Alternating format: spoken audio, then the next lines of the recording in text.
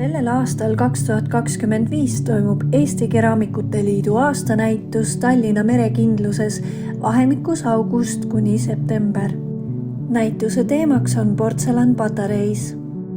Patarei merekindlus on hoone, mis kätkeb endas värvikat, kuid samas sünget ajalugu.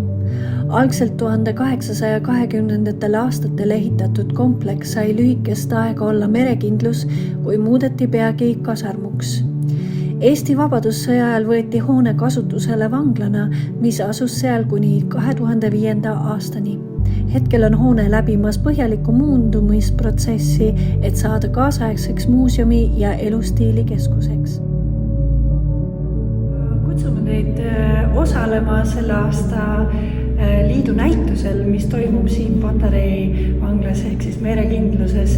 Meil on siin kaks väga ägedat ruumi. Siin saab olema muidugi palju muudatusi, päris täpselt nii need ruumid ei jää, aga tõenäoliselt suurem osa sellest on juba meile siia paika pandud, et teile visiooniks näidata, mis ideed teil tekivad siis selle assotsiatsiooni, selle ruumi ja selle teemaga, mis saab olema sellel näitusel. Keraamikute Liidu näitus tõukub hoone ainulaadsest ja mitmetahulisest minevikust. Näituse koht ja ruum on oluliseks näituse terviku komponendiks. Paksud poekivist seinad ja võlvlaed annavad ruumile iseloomuliku hõngu.